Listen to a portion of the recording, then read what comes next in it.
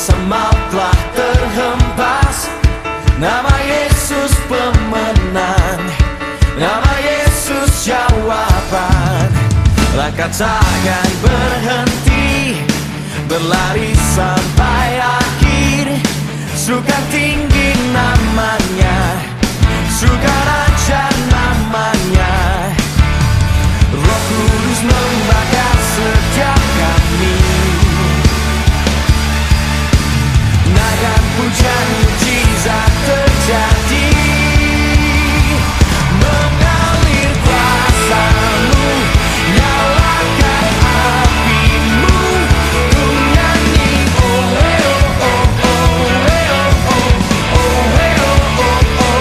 Tercurah kuasa-Mu, nyalakan api-Mu. Ku nyanyi oh eh oh oh oh eh oh oh. Keajaiban terjadi.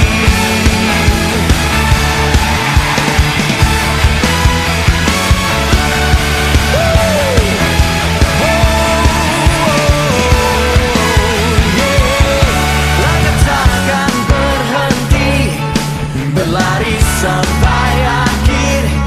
Surga tinggi namanya, surga raja namanya. Roh Kudus membakar setiap kami.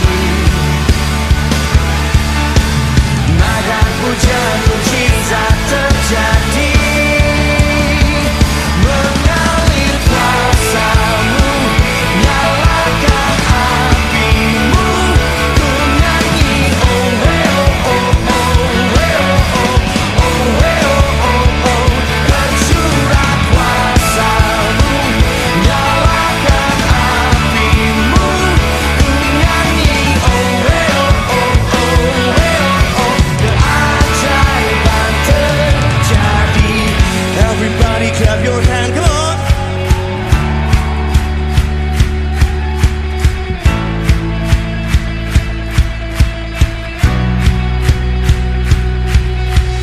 Oh eh oh oh oh eh oh oh. Oh eh oh oh oh eh oh oh.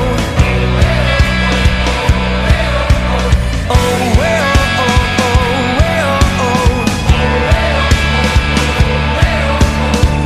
eh oh oh oh eh oh oh. Everybody, everybody, just come on.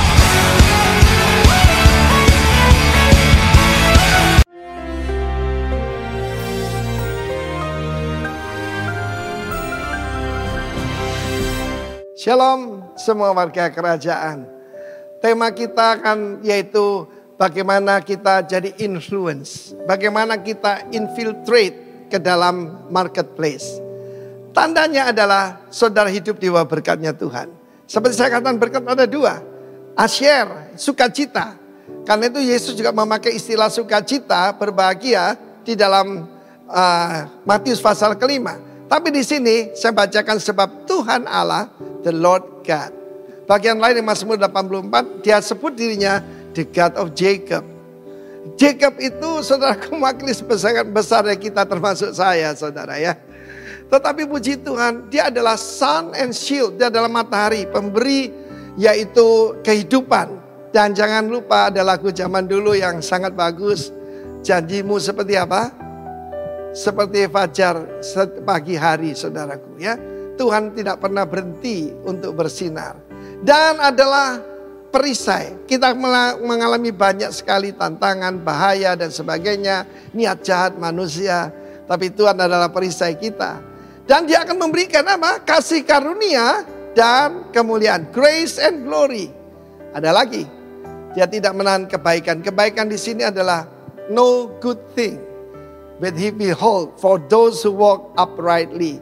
Yang hidupnya tidak bercela. Tidak bercela di sini adalah tamim. Tamim itu orang yang dewasa penuh ya. Kalau dalam perjanjian lama itu geber. Geber itu yang perkasa, yang kuat, yang dewasa, dan yang lurus, yang punya integritas. Kita punya nilai utama saudaraku yaitu light, love, integrity, grace, humility, and truth. Pastikan itu ada dalam hidup kita. Dan kita tidak usah cari, keempat berkat ini akan tersedia buat kita. Pertama, 4G. Pertama, God's presence. Kita bicara yaitu tentang tempat kediaman Tuhan. Itu yang membedakan kita dari semua orang lain di dunia ini. Yang kedua, dia memberikan grace, kasih karunia. Saking tidak bisa dijelaskan sampai 2 kata dipakai bahasa Indonesia, kasih dan karunia. Kasih karunia. Kemudian kemuliaan, tidak usah cari pangkat. Tidak usah cari promosi. Promosi datang dari Tuhan. Promosi tidak datang dari timur atau barat. Semua orang mencoba mendekati calon presiden hari-hari ini. Saya tenang aja. Saya kenal atasannya presiden. Siapapun presidennya Indonesia nanti, rajanya tetap Yesus Kristus. Katakan amin. Dan yang keempat, yang dicari orang, benda-benda yang bagus. Saudara, dalam hidup saya mengikut Tuhan, saya tidak pernah cari benda. Benda yang cari kita. Why? Kita adalah tempat kediaman Tuhan. Amin. Tuhan tinggal dalam rumah kita, Tuhan tinggal dalam hidup kita. Roh Kudus, kerasan, saudaraku ya, berkenan. Yang utama itu berkenan pada Tuhan lah 2024 ini. Kan kita akan hidup dalam His presence. Kalau bahasa Indonesia 4K. Yang pertama adalah kehadiran, kedua kasih karunia, kemuliaan dan kebaikan. Kiranya semua ini menjadi bagian daripada saudara dan saya. Ini doa saya sebagai gembala, sebagai bapak rohani, supaya saudara hidup tak bercelah. Saya juga bisa hidup tak bercelah, menyenangkan hati Tuhan. Dan tanpa kita minta, berkat ini akan datang. Kehadirannya yang terutama. Dan kemudian kasih karunia demi kasih karunia, kemuliaan demi kemuliaan. Dan ada bonus-bonus, ada good things. Yang lebih baik lagi, dapat menantu yang baik. Oke, saudaraku. Menantu tidak bisa dibeli. Dapat menantu yang baik, anak-anak yang baik, cucu-cucu yang memuliakan Tuhan. Kiranya Tuhan memberkati kita semua. Tetap tinggal dalam hadirat Tuhan di kerajaan yang tidak tergoncangkan. God bless you, warga kerajaan. Amin. Shalom. Selamat pagi. Mari umat pilihan Tuhan. Pagi hari ini kita mau bersama dalam hadirat Tuhan. Kita membawa hati kita, bawa ucapan syukur kita. Kita membawa hidup kita menjadi hidup yang berkenan, hidup yang menjadi terang bagi kemuliaan Tuhan. Amin. Haleluya. Terima kasih Tuhan. Kami mengucap syukur untuk pagi yang indah ini Tuhan. Kami rindu pagi hari ini. Kami bawa hati kami, bawa hidup kami Tuhan. Kami mau hidup kami dibentuk. Kami mau memiliki hidup yang berdampak. Hidup yang membawa terang bagi kemuliaan-Mu Tuhan. Kami siap untuk Tuhan pakai. Kami rindu pagi hari ini. Roh Kudus boleh kami alami. Lawatan Tuhan boleh kami alami Tuhan. Sehingga kami boleh dikuatkan, dimampukan untuk menjadi alat bagi kemuliaan-Mu. Terima kasih. Dalam nama Tuhan Yesus kami serahkan ibadah pagi hari ini. Amin. Mari umat pilihan Tuhan, bangkit dan bersinarlah, jadi terang bagi kemuliaan Tuhan.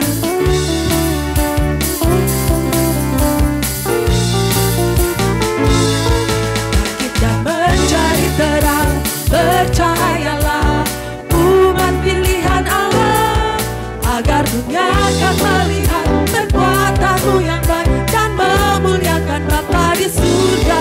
Bangkitlah jadi pemenang, kalahkan musuh dengan kuasa Allah. Yesus kan beri kemenangan bagimu. Jadikanlah kami alat-Mu dalam kuasa Roh Kudus. Biar kerajaan-Mu ditegakkan di atas batu karang yang teguh. Bangkitlah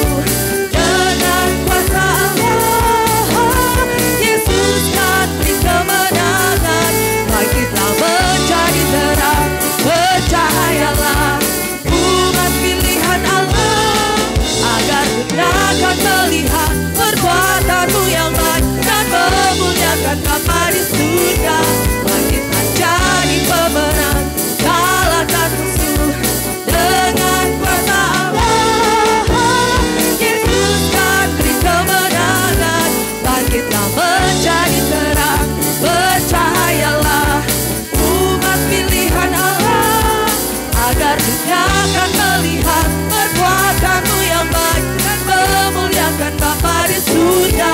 Dan kita jadi pemenang, kalahkan musuh dengan kuasa Allah. Yesus kan beri kemenangan bagimu. Yesus kan beri kemenangan. Yesus kan beri kemenangan. Yesus kan beri kemenangan bagimu.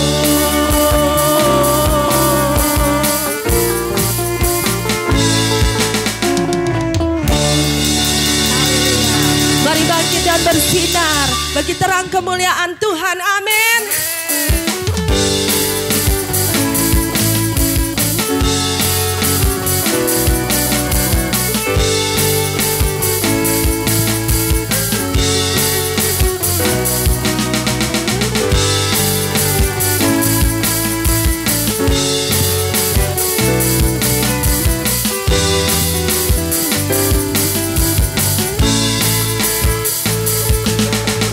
Mari kita semua umat pilihan Allah, dengarlah panggilannya untuk menggenapi firman-Nya.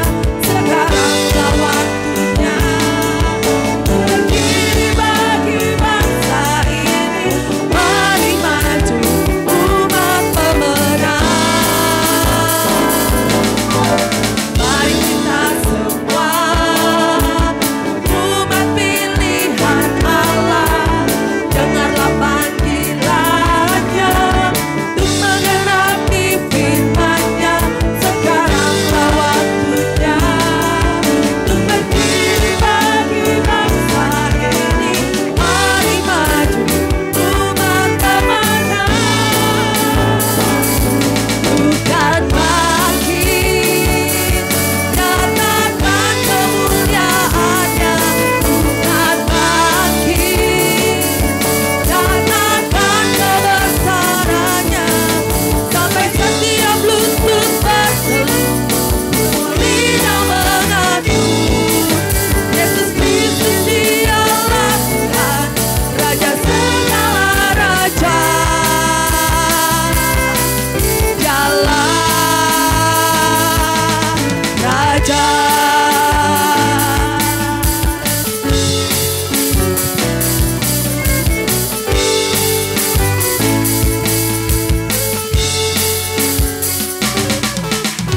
Mari kita semua umat pilihan Allah, dengarlah panggilannya untuk menggenapi firman-Nya.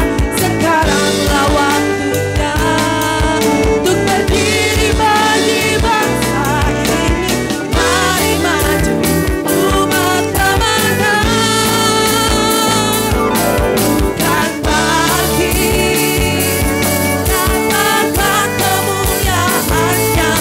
Bukan bangkit, nyatakan kebesaran-Nya. Sampai setiap lutut bertelut, semua lidah mengaku, Yesus Kristus Dialah Tuhan, Raja segala raja. Dialah bukan bangkit, nyatakan kemuliaan-Nya. Bukan bangkit, nyatakan kebesaran-Nya. Sampai setiap lutut bertelut, semua lidah mengaku, Yesus Kristus Dialah Tuhan, Raja segala raja. Dialah bukan bangkit, nyatakan kemuliaan-Nya. Bukan bangkit. Mari nyatakan kebesaran Tuhan. Sampai setiap lutut bertelut, semua lidah mengaku, Yesus Kristus Dialah Tuhan, Raja segala raja.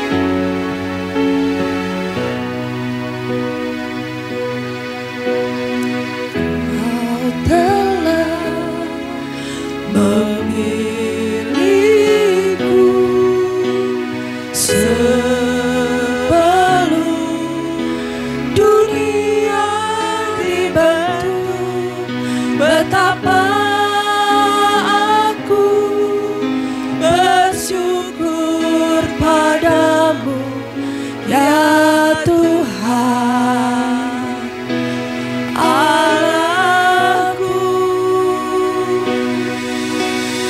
Kau telah memanggilku sebagai alat kerajaanmu. Betapa aku bersyukur padamu atas perbuatanmu.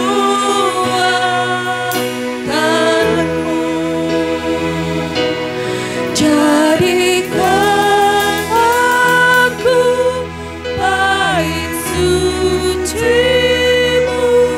yang kudus dan yang tiada bercelah.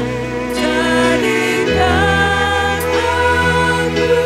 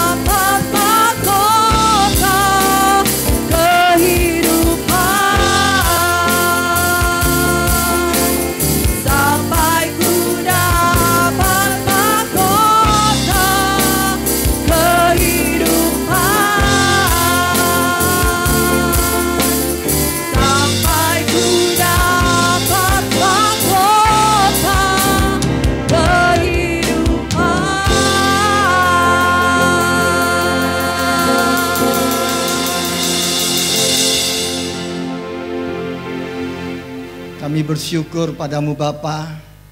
Kami boleh menikmati hadirat-Mu pagi hari ini. Kami boleh bertemu dengan Engkau Tuhan pagi hari ini. Lewat pujian penyembahan yang dinaikkan. Lewat pemberitaan firman Tuhan yang akan disampaikan. Kami siap untuk mendengar isi hati-Mu. Berbicaralah kepada kami. Urapi hamba-Mu. Urapi kami semua yang mendengarkan isi hati-Mu. Kami rindu untuk menjadi orang yang benar di hadapan-Mu. Dan kami mau menjadi kebenaran itu. Dan kami mau mengerti kebenaran itu. Kebenaran itulah yang memerdekakan saudara dan saya.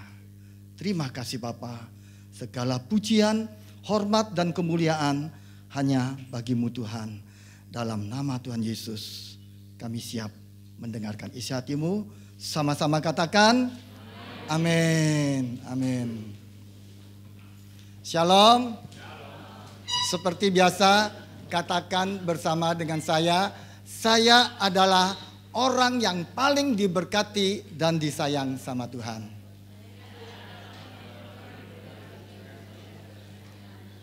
Katakan samping kirimu, kamu juga. Kamu juga. Amin. Mari kita lihat Matius 13 ayat yang ke-33. Matius 13 ayat yang ke-33. Dan ia menceritakan perumpamaan ini juga kepada mereka. Hal kerajaan surga itu seumpama ragi yang diambil seorang perempuan dan diadukkan ke dalam tepung terigu 3 sukat sampai kamir.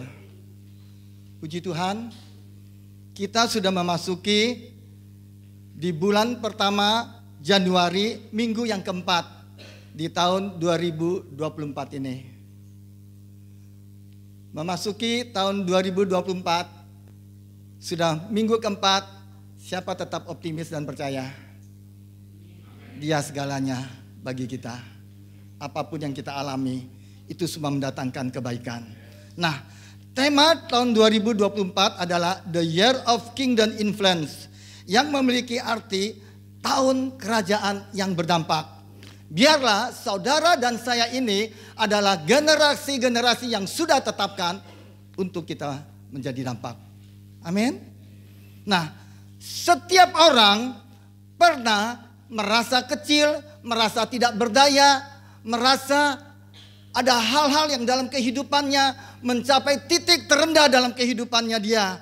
Dan setiap orang bahkan pernah merasa minder, merasa tidak ada berguna. Kita semuanya pernah mengalami hal-hal yang demikian. Namun, ketahuilah, sekecil apapun diri saudara dan saya, asal kita bersama Dia, kita bersama Tuhan, maka yang kecil itu, yang tidak berdaya itu, yang minder, yang tidak berguna itu, apa itu semua itu bisa dipakai Tuhan menjadi luar biasa. Amin. Yesus memberi perumpamaan bahwa kerajaan surga itu seperti ragi yang dapat mengembangkan adonan roti. Mengapa Yesus memakai perumpamaan ragi? Bagaimana cara memiliki pengaruhnya? Apa yang harus kita lakukan di tahun 2024 ini? Minggu kemarin saya sangat diberkati dengan Ko Erwin sampaikan pesan Tuhan. Saya kutip apa yang Ko Erwin sampaikan. Salah satu pribadi yang dipilih Tuhan, Yusuf. Tapi di dalam Yusuf untuk dipakai Tuhan, perhatikan, dia katakan demikian. Ada fase-fase yang harus dilewati. Katakan pada diri saudara sendiri, ada fase-fase yang saya harus lewati dalam kehidupan saya. Amin. sampai Yusuf, sampai saudara dan saya benar-benar dipakai oleh Tuhan secara maksimal. Kemudian saya lanjutkan lagi apa yang Ko Erwin sampaikan. Di dalam Tuhan menyatakan apa yang menjadi isi hatinya Tuhan. Ada namanya pola Tuhan, aturan main. Yaitu Tuhan selalu memakai orang-orang, yaitu saudara dan saya. Di dalam menyatakan apa yang menjadi isi hatinya Tuhan kepada generasi pilihan Tuhan, sehingga saudara dan saya menjadi generasi yang berdampak. Harus apa? Ko Edwin sampaikan. Harus alami proses pencetakan atau pembentukan dengan tangan Tuhan sendiri. Nah, minggu kemarin tentang Yusuf. Pagi hari ini Tuhan taruh di dalam hati saya untuk saya sampaikan tentang Ayub. Lanjut. Ayub 1 ayat yang ke-7. Maka bertanyalah Tuhan kepada iblis, dari mana engkau? Lalu jawab iblis kepada Tuhan, dari perjalanan mengelilingi dan menjelajah bumi. Pertanyaan Tuhan kepada iblis sangat mudah untuk dijawab.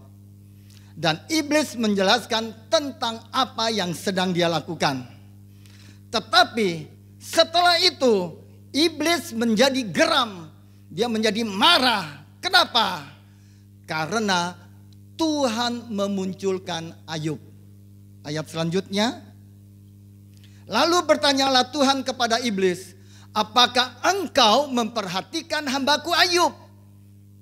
Waktu saya baca ayat ini, waktu saya belajar, di situ tiba-tiba ada sesuatu yang Tuhan taruh dalam hati saya. Apakah engkau memperhatikan hambaku Moses Tony? Wow. Tuhan juga demikian berbicara pada saudara dan saya. Apakah engkau memperhatikan hambaku? Taruh nama saudara. Itu yang membuat untuk kita mau melakukan apa yang Dia kehendaki dalam kehidupan kita.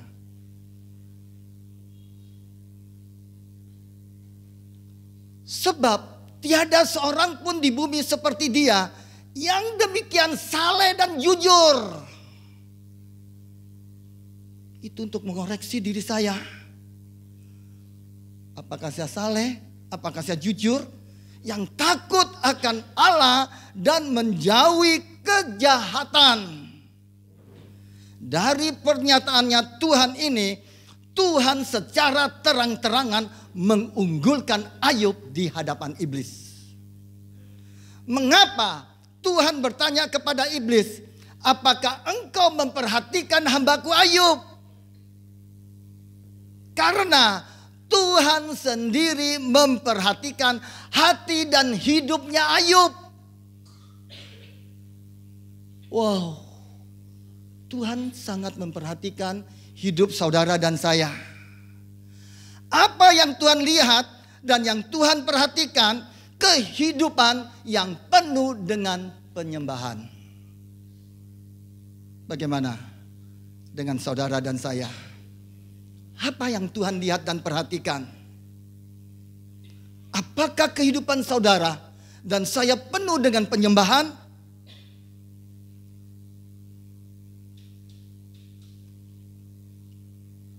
Mari kita lanjut lagi melihat Ayub 1 ayat yang pertama. Kita sama-sama dengan suara yang lantang. 2, 3. Ada seorang laki-laki di tanah Uz bernama Ayub. Orang itu saleh dan jujur. Ia takut akan Allah dan menjauhi kejahatan. Waktu saya baca ayat ini, tiba-tiba keluar dalam hati saya yang dalam. Ada seorang laki-laki di tanah Samawa bernama Moses Tony Setiono.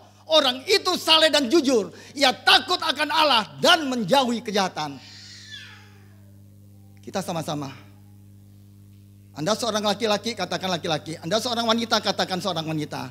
Saudara sekarang ada di tanah Samawa yang bernama nama saudara. Kita sama-sama dengan suara yang lantang. Ketika engkau berbicara dengan suara yang lantang dari hati yang paling dalam, itu yang akan terjadi dalam kehidupanmu. Lewati proses.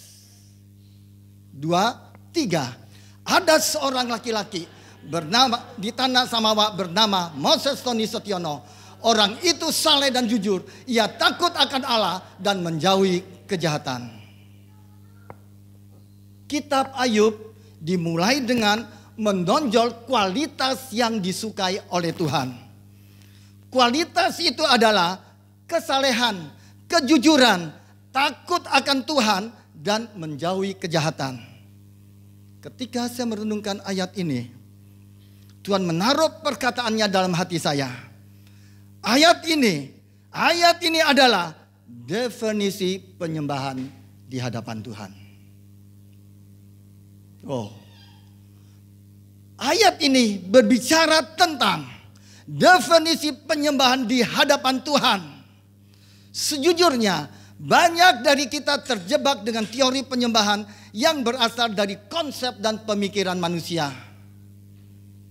Selain itu, Tuhan memunculkan Ayub secara tidak langsung mengingatkan iblis sebelum kejatuhannya yang adalah malaikat penyembah, dan itu sangat menyakiti iblis. Lalu iblis menyerang balik.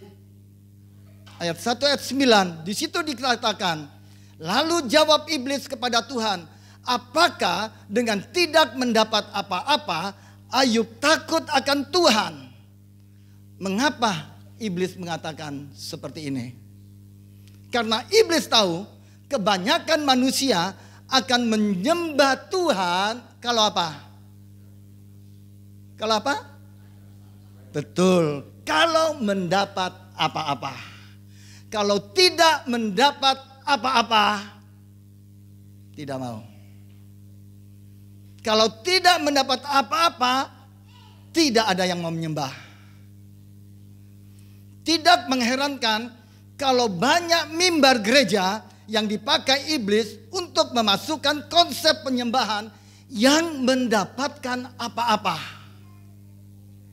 Kalau tidak mendapatkan apa-apa, maka umat Tuhan tidak akan mempercayainya lagi dan tidak menyembahnya lagi. Apakah benar konsep penyembahan dengan mendapatkan apa-apa itu adalah konsep penyembahan yang palsu. Kenapa? Karena penyembahan sejati tidak berkaitan dengan apa-apa. Nah, kita lanjut. Ayub 1 ayat yang ke-8.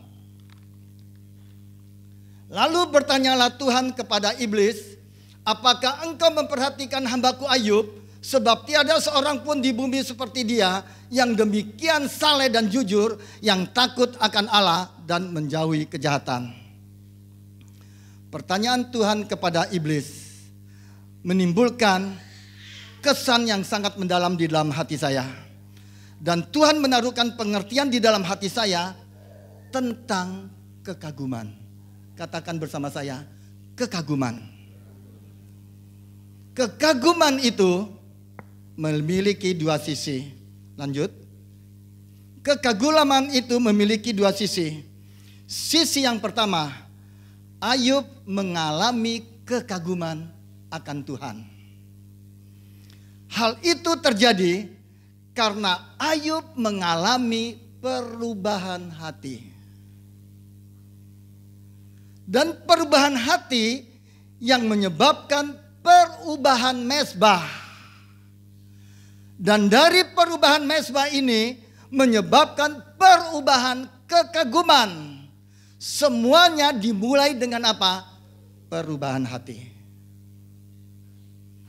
Kalau kekristenan yang kita jalani membuat kita tidak mengalami perubahan hati, maka kekristenan kita seperti istana pasir yang mudah ambruk.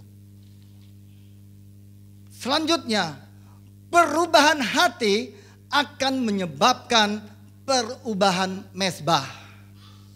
Di mana mezbah yang dibangun mengalami pertumbuhan mezbah. Seperti pemimpin pujian tadi katakan, jadikan aku bait sucimu, jadikan aku mezbah doamu. Di mana mezbah yang dibangun mengalami pertumbuhan mezbah. Terjadi peningkatan dari mezbah, perhatikan. Terjadi peningkatan dari mezbah melepaskan keakuanku. Melepaskan keakuan berubah menjadi mezbah keintiman. Lalu berubah menjadi mezbah kedalaman. Setelah mengalami perubahan mezbah, maka terjadi perubahan kekaguman Tuhan terhadap saudara dan saya. Perubahan kekaguman bukan seperti kekaguman yang orang lagi pacaran. Yang awalnya mengalami kekaguman kepada pacarnya. Namun lambat laun terjadi penurunan kadar kekaguman dan akhirnya apa? Lenyap dengan kekaguman. Oleh karena itu, banyak pernikahan menjadi hambar dan kandas karena masalah kekaguman kepada pasangannya yang sudah memudar. Nah, sedangkan kekaguman saudara dan saya kepada Tuhan seharusnya menjadi kekaguman yang meningkat. Yang meningkat. Sekarang saya akan membahas sisi yang lainnya, yaitu kekaguman Tuhan terhadap Ayub, atau seseorang yang dikagumi oleh Tuhan. Ini sisi yang kedua. Ayub adalah seorang yang menjaga kekaguman Tuhan atas dirinya. Semuanya itu dimulai dengan mezbah hatinya. Tuhan melihat dan Tuhan memperhatikan mezbah hatinya Ayub. Mezbah yang mengeluarkan keharuman, mezbah yang menarik hatinya Tuhan, dan mezbah yang menyukakan hatinya Tuhan. Nah, di dalam perjalanan hatinya di hadapan Tuhan, Ayub mengalami proses yang melucuti semua apa yang dia miliki. Ketika proses itu terjadi, Tuhan melihat Ayub dan Ayub tetap menjaga hatinya di hadapan Tuhan. Dan Tuhan tidak menemukan Ayub yang merusak hatinya. Dan Tuhan tidak menemukan Ayub merusak kekagumannya Tuhan terhadap Ayub. Setiap langkah hati Ayub yang terus menerus mengarah kepada Tuhan, sekalipun keadaan yang dialami oleh Ayub, berusaha menyeret Ayub untuk berhenti menyembah Tuhan, tetapi Ayub tetap sujud dan menyembah Tuhan. Bukankah saudara dan saya juga mengalami hal yang sama? Kadang-kadang mengalami sesuatu hal yang tidak enak. Kadang-kadang kita mau marah, mau jengkel, sempat keluar kata-kata yang tidak enak. Tapi saat itu kita langsung sadar, oh Tuhan ampuni aku. Itu terjadi perubahan. Itu perubahan. Tapi kalau kita tetap lanjut dengan gas yang lebih kuat lagi, lebih marah lagi, tidak ada perubahan dalam diri kita. Tidak ada. Kita bisa buat salah. Bisa. Kita bisa jatuh. Tapi cepat sadar, bangkit, tinggalkan yang lalu. Dan Tuhan melihat ke dalam hati Ayub. Tuhan tidak menemukan benih-benih kepahitan. Ketika Ayub mengalami kehilangan semua apa yang dia milikinya, Ayub tidak merusak hati dan mezbahnya. Semua yang dilakukan Ayub merupakan sebuah perjalanan seorang penyembah sejati, yaitu seseorang yang menjaga kekaguman Tuhan terhadap dirinya. Menjaga hatinya supaya tidak tercemar dan tidak rusak. Karena Ayub memprioritas hati dan perasaan Tuhan dalam hidupnya. Dan karena Ayub mengisi hatinya dengan kehendak dan tujuan Tuhan di dalam kehidupannya. Setelah Ayub melewati kesusahan dan kesengsaraan, tetaplah Ayub tidak mundur dari hadapan Tuhan. Tetapi justru memunculkan suatu kualitas yang baru. Sehingga korban persembahan dan mezbahnya dinantikan Tuhan. Tuhan sedang menanti mezbah-mezbah saudara yang sedang saudara bangun. Saudara yang dikasihi Tuhan, kapan Tuhan memulihkan Ayub?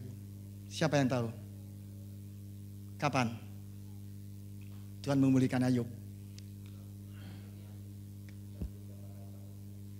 Yang lainnya?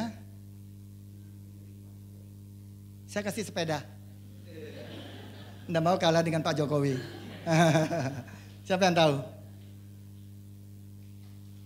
Alkitab menjawab setelah dia meminta doa untuk sahabat-sahabatnya. Ayub 42 ayat yang ke-10. Kita sama-sama dengan suara yang keras.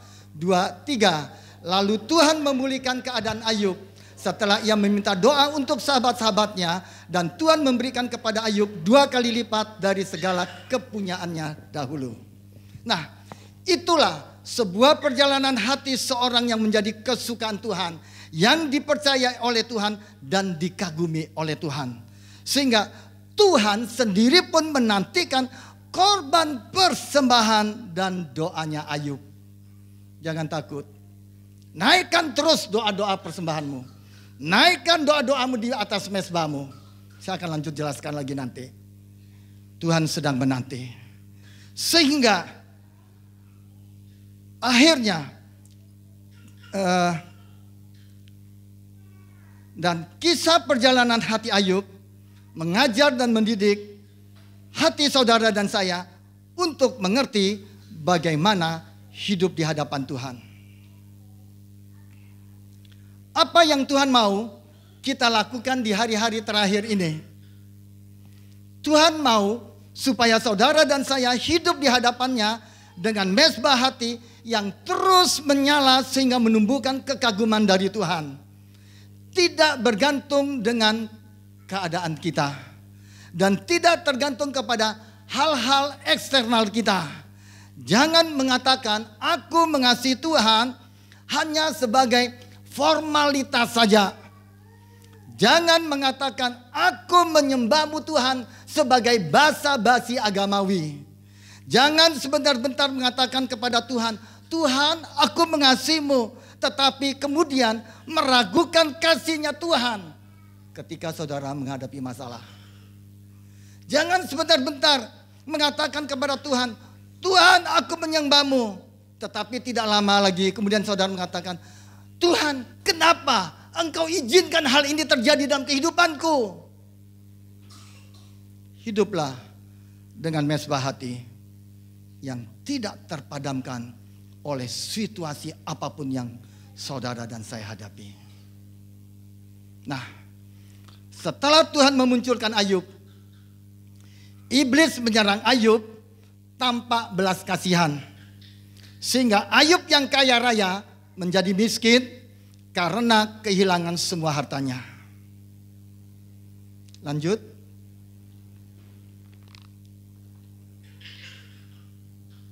Tetapi hal yang tidak pernah iblis duga, respon Ayub sangat menyengangkan.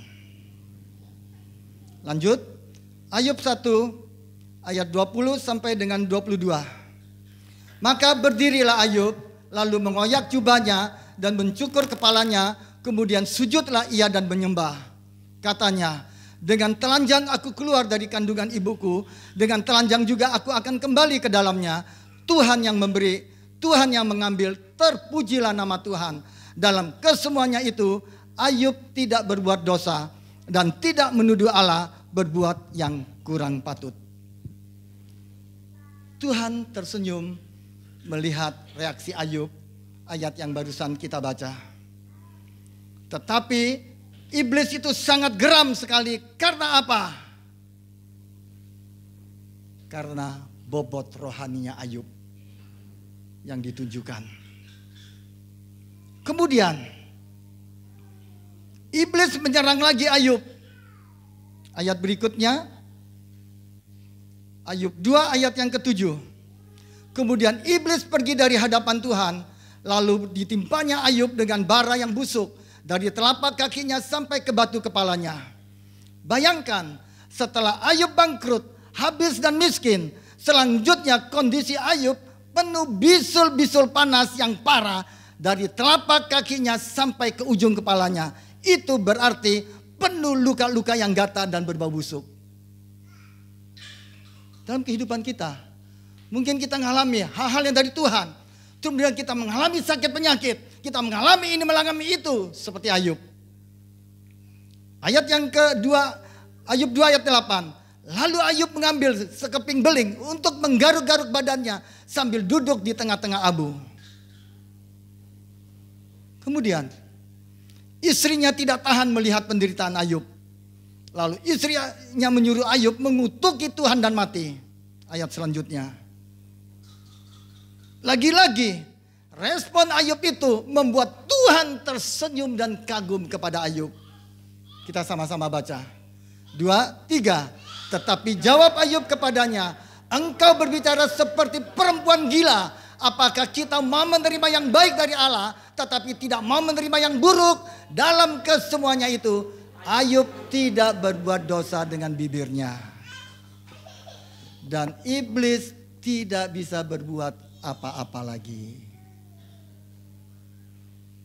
Ketika saya merenungkan kisah Ayub yang dilucuti ini, Tuhan naruh pengertian yang dalam hati saya.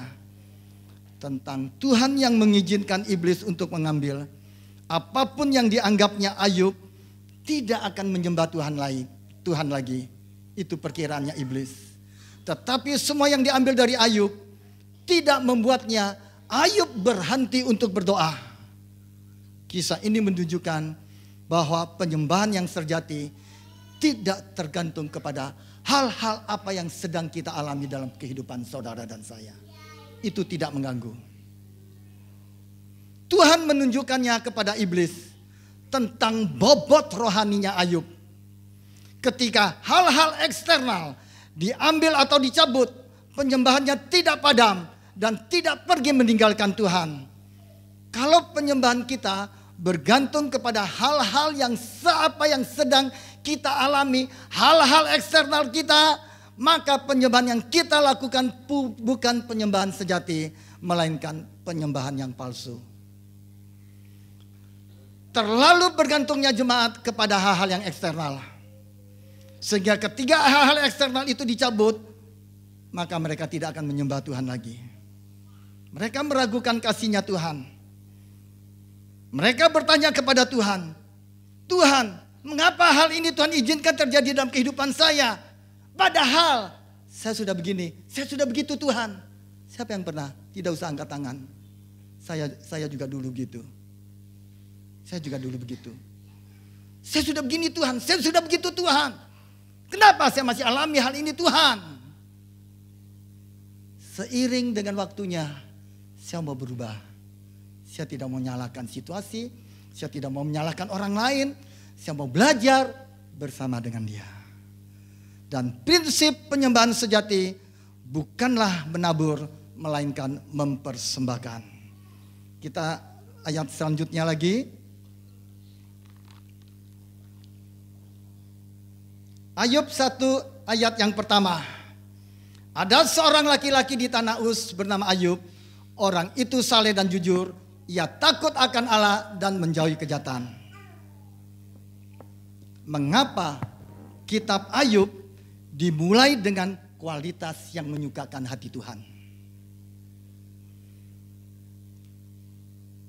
Kitab Ayub ini dimulai dengan kualitas yang menyukakan hati Tuhan. Kenapa?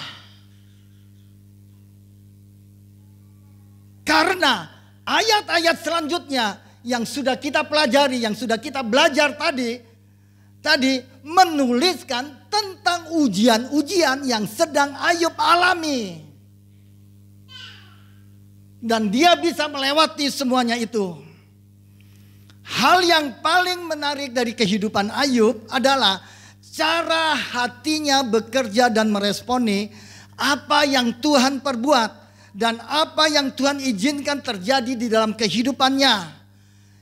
Kitab Ayub menuliskan tentang bagaimana Tuhan melimpahi Ayub dengan berbagai hal, sehingga Alkitab menuliskan sehingga orang itu adalah yang terkaya dari semua orang di sebelah timur. Luar biasa. Maukah ayat ini menjadi dalam kehidupan saudara dan saya, sehingga orang mengatakan saudara dan saya adalah orang yang terkaya. Terkaya bukan hanya berbicara tentang materi, segala-galanya. Ini yang Tuhan sediakan. Amin. Sebagai seorang yang paling kaya, hati Ayub tidak terpikat dan tidak terikat pada harta kekayaannya. Itu yang luar biasa. Yang Tuhan cari bukanlah ibadah panggung, tetapi ibadah mezbah. Sekali lagi, yang Tuhan cari bukanlah ibadah panggung, tetapi ibadah mezbah. Apa artinya ibadah mezbah? Berikutnya,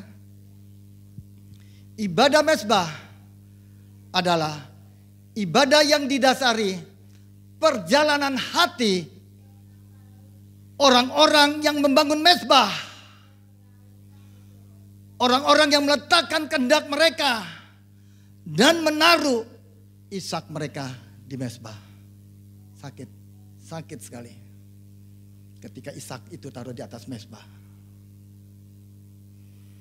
Saya memperhatikan hal pertama yang dilakukan dari kehidupan penyembah yang naik di hadapan Tuhan adalah bagaimana membangun mezbah dengan benar. Tidak ada seorang pun yang berani mengatakan kalau membangun mezbah adalah hal yang mudah. Tidak mudah. Akan menaruh semua keakuan-keakuan kita. Semuanya itu. Apalagi Ishaknya kita. Setelah membangun mezbah, hal kedua adalah meletakkan kehendak. Ciri yang mudah ditemukan dalam hati seorang penyembah adalah adanya perubahan kehendak. Perubahan kehendak itu dimulai dari perjalanan hati yang meletakkan kehendak di hadapan Tuhan. Setelah terjadi perubahan kehendak, biasanya Tuhan bergerak lebih jauh dan lebih dalam, yaitu menaruh Ishak di mezbahnya.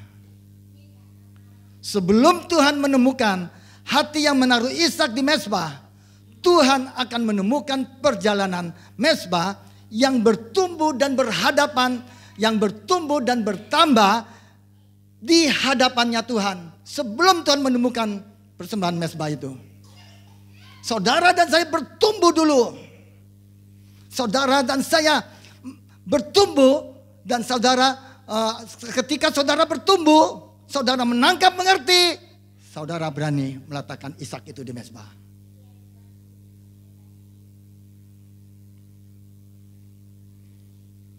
Sebelum Tuhan menemukan hati yang menaruh Ishak di mezbah, Tuhan akan menemukan perjalanan mezbah yang bertumbuh dan bertambah di hadapannya. Sampai akhirnya muncul ibadah mezbah dengan Ishak sebagai korban persembahan di hadapannya. Yang saya kasih contoh singkat saja. Apa itu persembahan Ishak? Contoh aja. Saya kasih contoh yang kadang-kadang hal yang ada dalam diri kita, harga diri kita, gengsi kita. Yang ketika suatu saat yang paling berat saya pada saat itu yaitu ketika Tuhan suruh saya basuh kaki. Pertama saya bisa melewati ke istri saya, mertua saya, saudara saya, karyawan saya, sampai di doa pekerja yang lebih meningkat lagi sampai di para gembala sekota Sumbawa. Sampai kepada hari hanya, saya tetap tidak mau. Tuhan sudah berbicara beberapa hari itu. Sampai di hari hanya, kita bertemu itu hari Minggu di Aneka Rasa jam 12 siang. Saya ingat betul, waktu itu kita ibadah di atas itulah apa namanya? Sultan, di Hotel Sultan. Sampai saya ingat waktu itu, di terakhir mau doa tutup, mau doa berkat. Saya ingat waktu itu Pak John yang doa berkat. Saya belum ya waktu itu bagaimana saya lupa itu di situ ya, belum PDP atau apa. Pak John yang doa berkat. Waktu itu saya doa. Pas mau doa berkat, tiba-tiba Tuhan berbicara dalam hati saya. Apakah kamu tidak mau membasuh kaki para gembala? Cuman para gembala, bukan dengan istrinya. Cuman para gembala. Dan di situ saya tahu hatinya Tuhan berbicara dengan saya. Sehingga saya katakan, ya Tuhan aku mau. Dengan hati yang gerem. Seperti terpaksa, tapi saya mau, saya katakan. Saya tahu itu isi hatinya bicara pada saya. Pulang dari gereja itu, saya pergi ke Aneka Rasa. Saya bawa itu apa? Baskom sama apa namanya? Baskom sama handuk kecil. Saya taruh di atas. Saya taruh di pojok. Saya sudah taruh airnya. Saya sudah taruh. Ketika Tuhan menyuruh saya, ketika apa? Saya mau lihat situasi. Baru saya akan lakukan. Saya taruh di pojok dulu di situ. Saya taruh. Sampai kepada harinya. Sampai dengar itu semua. Saya lakukan. Pelong hati saya. Dan saya tahu ini Tuhan. Ketika saya pulang sudah selesai. Ketika saya pulang. Saya buka pintu toko. Baru saya masuk ke pintu. Baru saya masuk. Saya dilawat Tuhan. Saya nangis di situ. Saya tahu ini hatinya dia. Saya katakan Tuhan. Terima kasih. Aku bisa melakukan hal ini Tuhan. Bukan kemampuanku Tuhan. Aku tahu Engkau Tuhan. Bimbing aku. Itu salah satu Ishak. Ishak yang taruh di mezbah.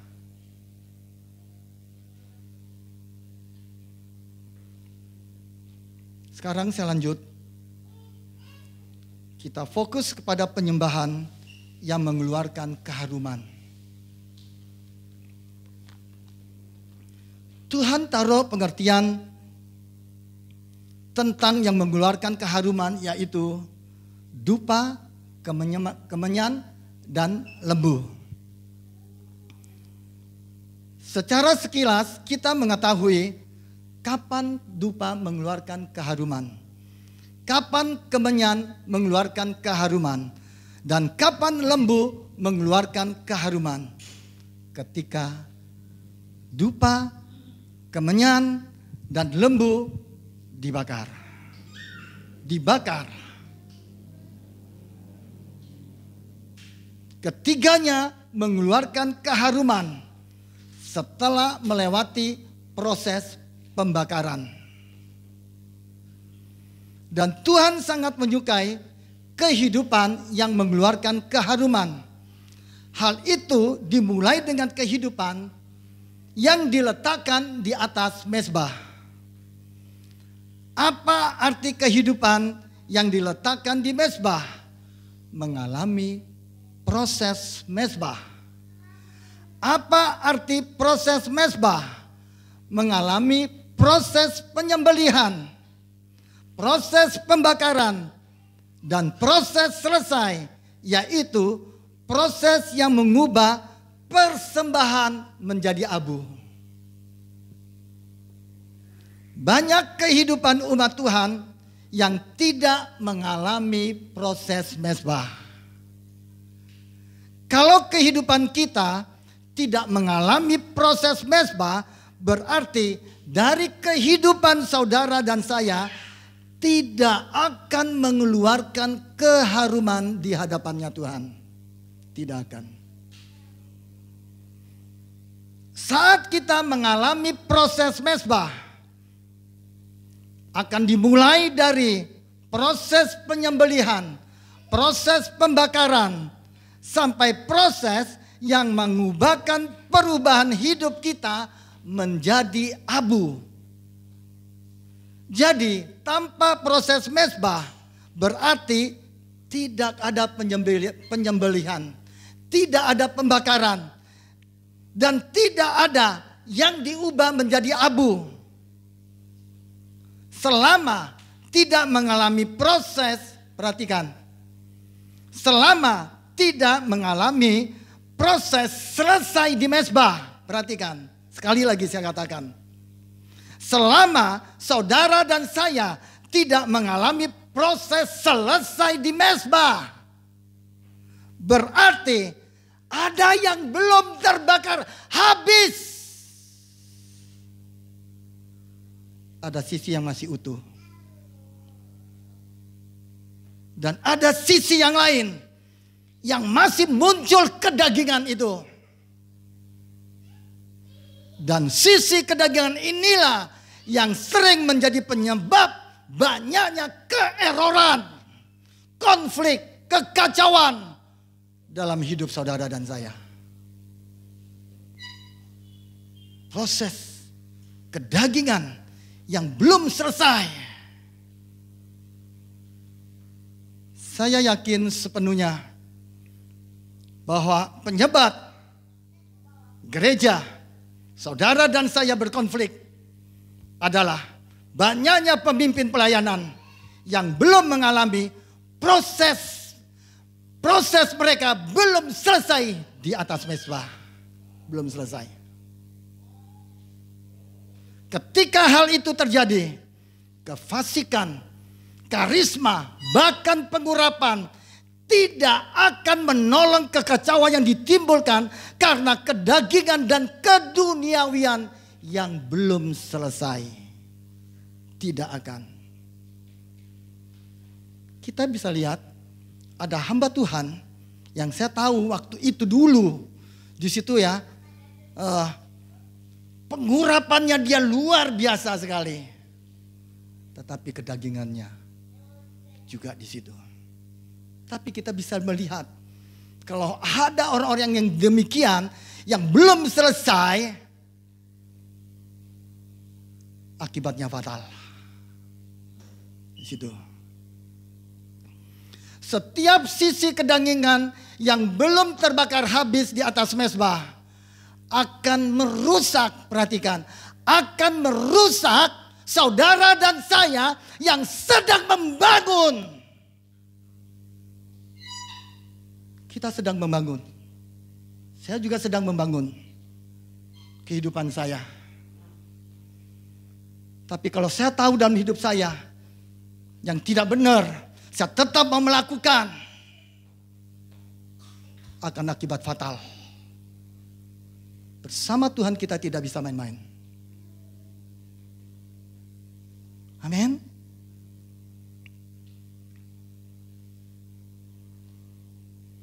Dan semua yang belum terbakar habis di atas mezbah akan sangat bermasalah.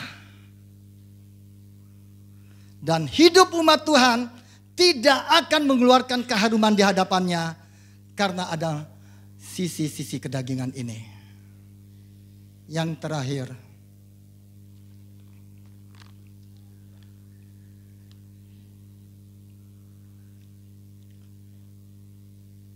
dalam tabernakel ada 3 ruangan yang terdiri dari ruangan luar, ruang suci, ruang maha suci. Ruangan luar itu halaman, ruang suci dan ruang maha suci. Ruangan luar atau halaman luar terdapat mezbah bakaran dan kolam pembasuhan. Tentang halaman ruangan luar, Tuhan mengatakan bahwa ruangan itu adalah jenis mezbah melepaskan keakuan. Jenis mezbah melepaskan keakuan. Mengapa? Karena di mezbah itulah sangat berkaitan dengan orang-orang yang menyembah Tuhan. Namun lebih banyak pada urusan yang melepaskan keakuan dalam kehidupan mereka. Kemudian ruang suci terdapat kaki dian, meja sajian dan mezbah ukupan. Tentang ruangan suci, Tuhan mengatakan bahwa ruangan itu adalah jenis mezbah keintiman. Dimanapun saudara berada, ketika kita memuji menyembah Tuhan di tempat ini, ataupun mendengar isi hati Tuhan, ataupun ketika kita naik sepeda motor, ataupun naik mobil atau apapun,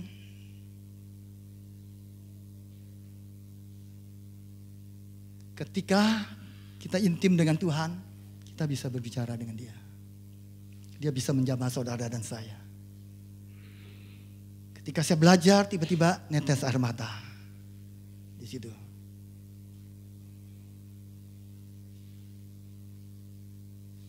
Di mezbah tersebut,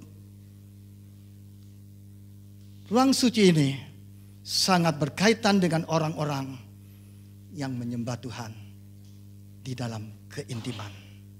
Itu ruangan suci.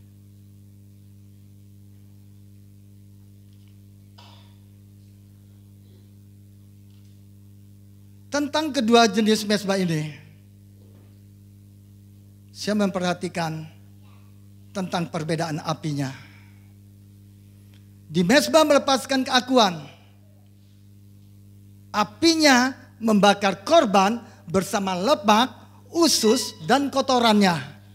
Jadi, jika jenis mezbah yang saudara masuki adalah jenis mezbah melepaskan keakuan, maka Anda akan menemukan bau daging yang terbakar. Mungkin juga bau keduniawian dan bau sampah. Namun pada jenis mezbah keintiman, saudara tidak menemukan bau daging yang terbakar, melainkan wangi-wangian yang sangat harum.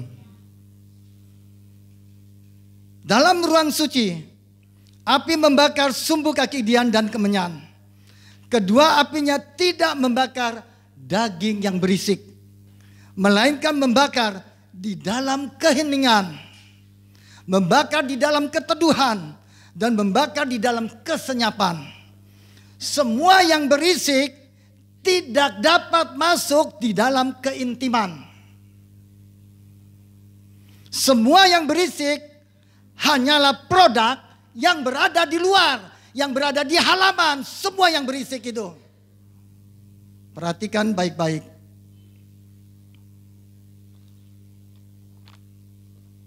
Kalau hari-hari ini saudara dan saya masih berisik, masih sibuk dalam masalah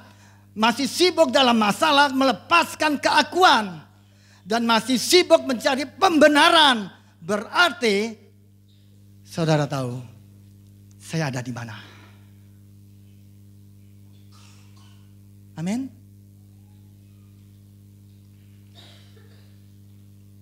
Jenis mezbah yang saudara masuki, perhatikan. Jenis mezbah yang saudara masuki menentukan kualitas hati dan kapasitas roh saudara dan saya.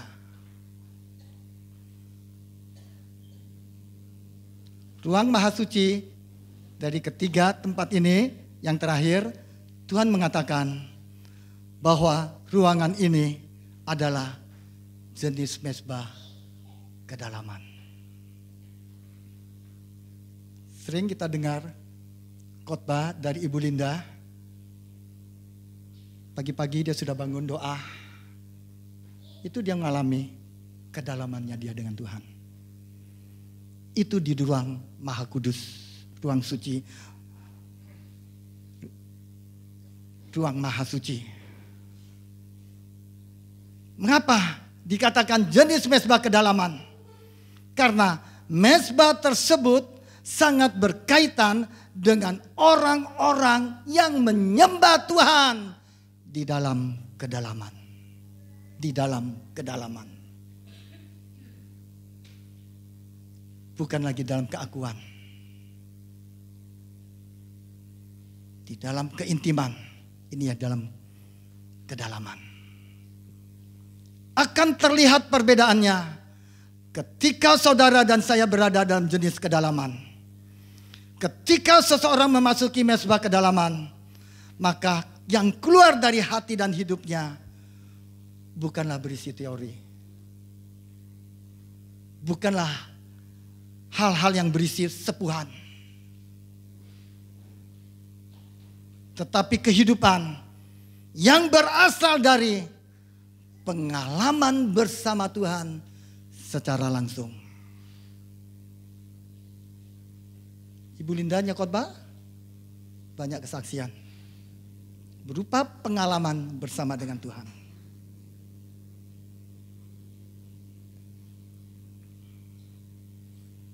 Kehidupan yang berasal dari pengalaman bersama Tuhan secara langsung tanpa dibuat-buat, tanpa perlu gaya-gaya, dan tanpa perlu terlihat mewah yang berasal dari kedagingan. Kehidupan yang berasal dari mezbah kedalaman itu berbeda. Mengimpartasi dan mengubah hati banyak orang.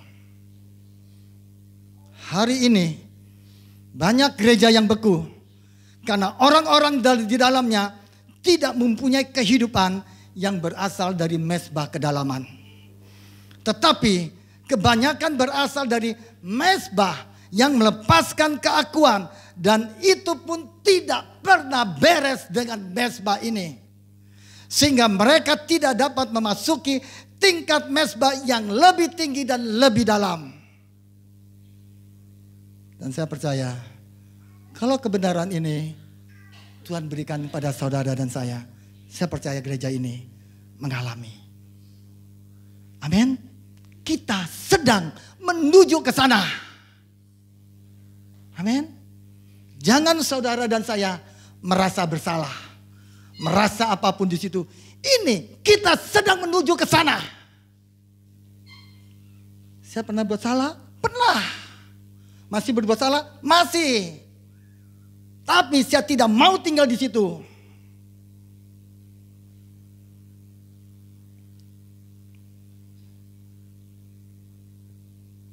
Pesan Tuhan, khotbah yang berasal dari mezbah kedalaman tidak perlu bagus dan tidak perlu gaya. Biasa-biasa saja, sederhana, yang Tuhan mau, penuh dengan powerful. Khotbah yang berasal dari mezbah kedalaman tidak berisi teori dan tidak berisi informasi, tapi mengimpartasi. Sehingga jemaat yang mendengarkan pesan Tuhan merasa ada yang ilahi yang mengalir dalam kehidupan mereka. Dan mereka merasa kenyang dan dipuaskan oleh hadirat Tuhan. Satu hal lagi, khotbah yang berasal dari mezbah kedalaman berisi perkataan Tuhan. Shidera yana marasa. Shidera yana marasa. Dia akan menuntunmu. Dia akan memulihkanmu. Jangan engkau takut. Apapun permasalahan yang kau hadapi, kuatkan dan teguhkan hatimu. Engkau jangan merasa bersalah. Engkau jangan merasa terintimidasi. Tapi engkau harus tahu bahwa apa yang Yesus sudah lakukan di atas kayu salib menjadikan saudara dan saya orang yang benar di hadapannya oleh iman dalam Kristus Yesus Tuhan. Percayalah, kebenaran itu akan memerdekakanmu. Haleluya. Haleluya. Ila masih kira.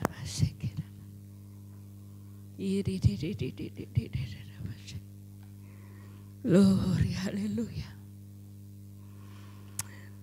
Haleluya. Terima kasih Tuhan. Kami bersyukur dengan kebenaran yang sudah Engkau bukakan Tuhan. Kami tidak mau di dalam mezbah halaman. Karena pada hari-hari pengangkatan kami akan tertinggal Tuhan. Kami akan diinjak-injak oleh antikris Tuhan. Tapi kami mau masuk di ruangan kudus pertama Tuhan. Di sana kami akan bersekutu. Terus sampai dibangun iman kami. Sungguh-sungguh punya pengalaman pribadi dengan Engkau. Sehingga kami bisa masuk dalam mezbah ruang maha kudus. Kami tahu kalau kami masuk di ruang maha kudus. Seperti para imam Tuhan. Kalau terdapat hal yang tidak benar. Akan mati di ruang maha kudus. Dan akan ditarik dengan tali. Yang sudah diikat di kakinya. Tuhan. Biar kami mau terus naik terus. Saatnya kami terus mengalami peningkatan secara rohani. Karena kami tahu pada saat kami mencari kerajaan Allah lebih dahulu. Dan segala kebenarannya. Maka segalanya akan ditambahkan kepada kami. Terima kasih Tuhan, kami bersyukur. Berkati hamba-Mu Tuhan, Bapak Tony Setiono. Terus tambahkan hikmat, marifat yang ada Tuhan. Sehingga pada saat memberitakan kebenaran firman-Mu, Tuhan yang akan menguraikannya Tuhan. Roh Kudus yang akan menguraikannya.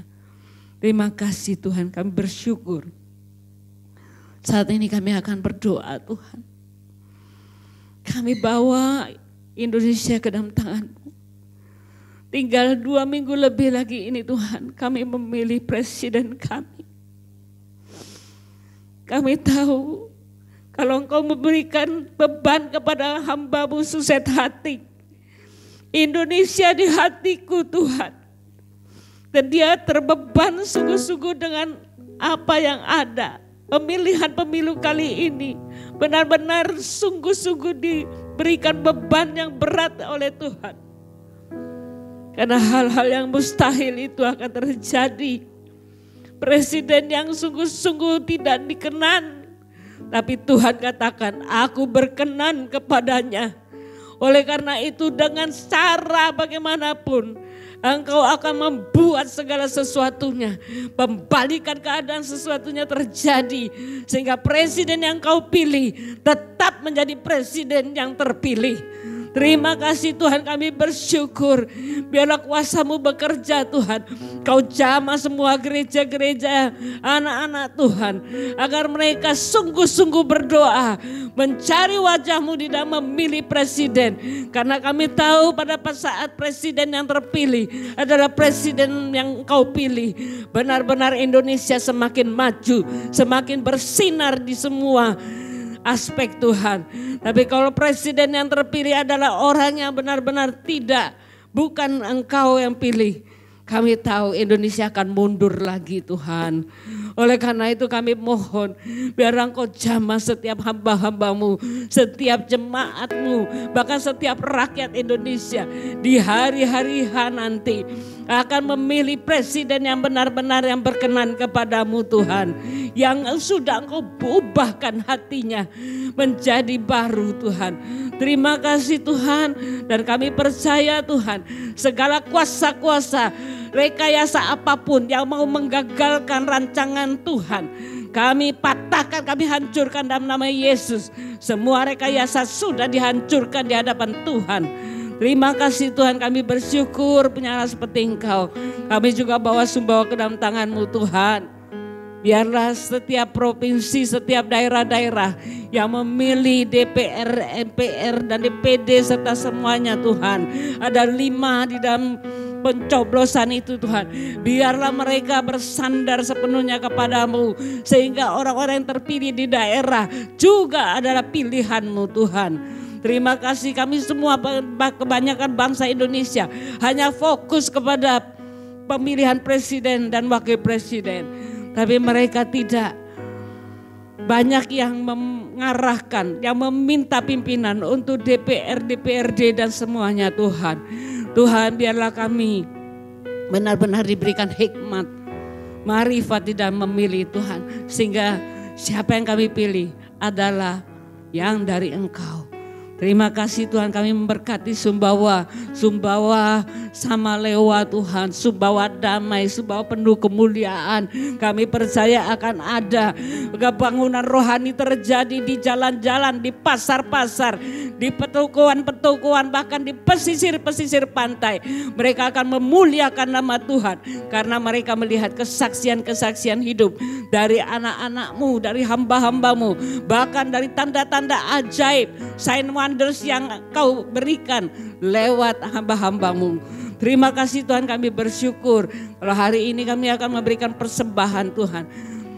Persembahan pembangunan dan juga persembahan umum. Tuhan, kami memberi dengan sukacita di hati. Kami tahu Tuhan, waktunya kami akan membangun rumah jasmani kami.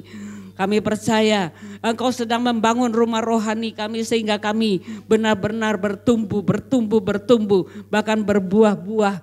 Sehingga pada saat kami membangun rumah jasmani-Mu Tuhan, bahkan hamba-hamba-Mu sudah dipersiapkan untuk melayani Engkau di rumah yang baru. Rumah perizinannya semuanya sudah disediakan. Juga dananya sudah Engkau sediakan. Waktunya, waktu-Mu Tuhan dengan cara-Mu yang ajaib. Terima kasih, kami bersyukur dalam nama Yesus kami berdoa. Amin.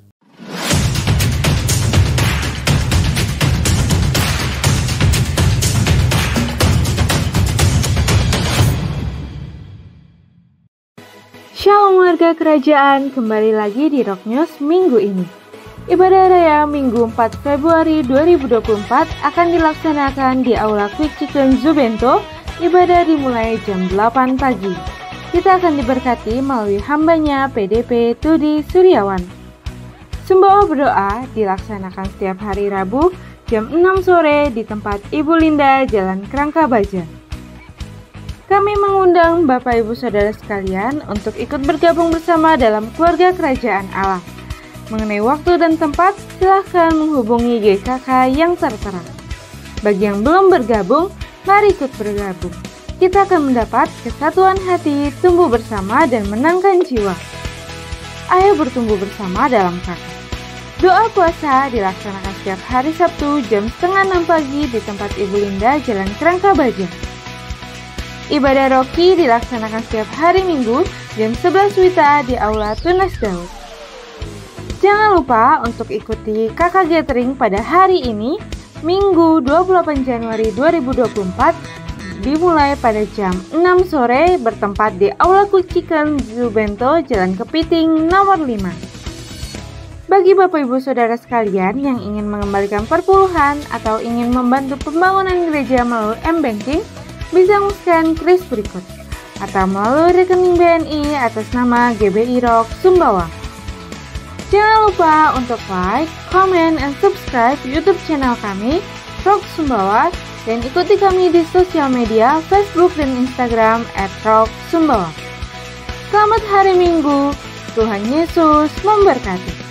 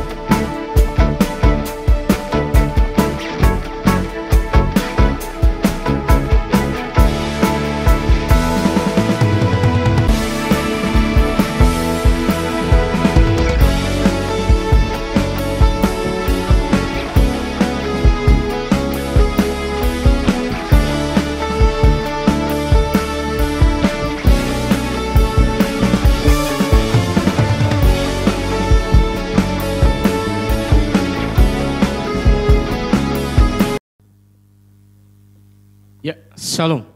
Itulah dari kabar dari wilayah misi, Pos PI dan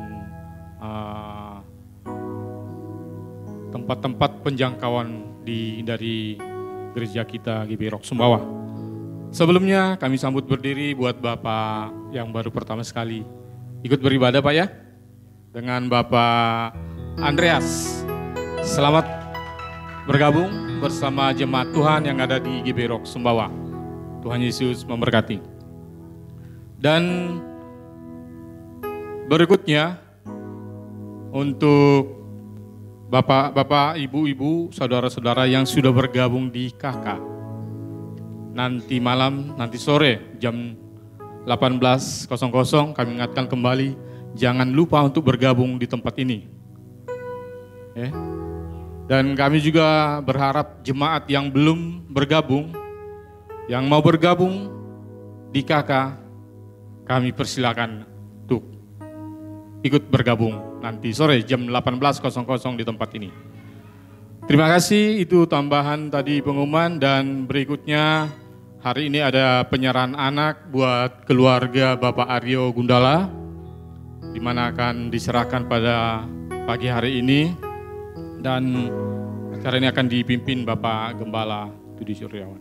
Silakan.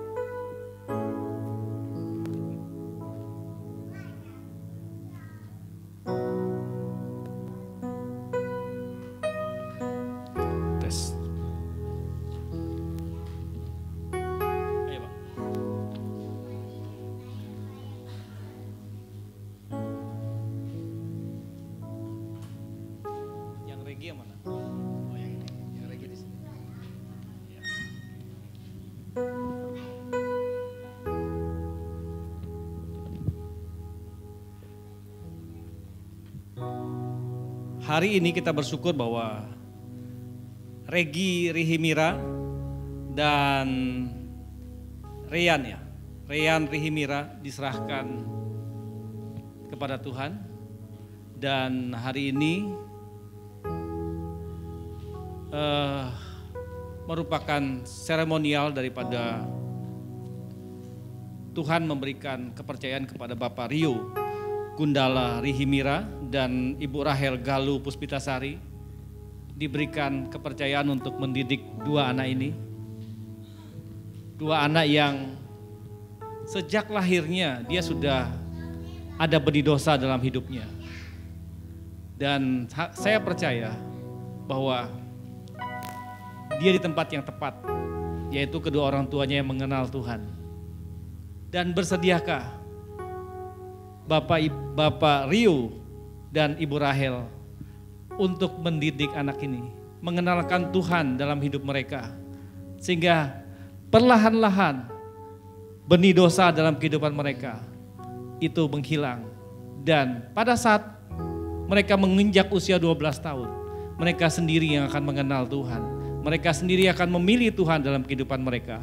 Apakah Bapak Rio dan Ibu Rahel bersedia? Ya, kami bersedia. Kedua anak ini membutuhkan kasih sayang, membutuhkan makan, minum, kesehatan, pendidikan. Dan hamba percaya, dan saya percaya ketika Tuhan memberikan kedua anak ini, Tuhan pun akan mencukupkan untuk Bapak Ibu dapat memenuhi kebutuhan dasar mereka hidup di dunia ini. Apakah Bapak Rio dan Ibu Rahel bersedia? Ya, bersedia. Mari jemaat Tuhan kita berdiri. Kita sama-sama mendoakan.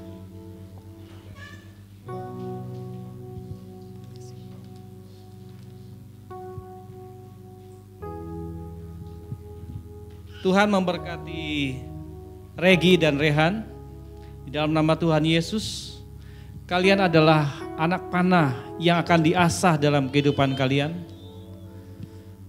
Engkau adalah anak-anak Tuhan yang siap ditempatkan pada tabung-tabung pahlawan. Satu saat kelak engkau akan diluncurkan oleh pahlawan yang akan memberikan penggenapan rencana Tuhan dalam kehidupan kalian berdua, yaitu masa depan yang gilang gemilang. Di dalam nama Tuhan Yesus, hamba juga berdoa buat kedua orang tuanya, Pak Rio dan Ibu Rahel. Ketika Tuhan menitipkan anak, hamba percaya Tuhan akan mencukupkan, diberkati pekerjaannya, diberkati kehidupannya, diberkati apapun yang dilakukan, dan diberkati dimanapun kalian berada. Sebab ada rencana Tuhan di dalam kehidupan keluarga ini. Di dalam nama Tuhan Yesus, kami mendoakan dan mengucap syukur. Amin.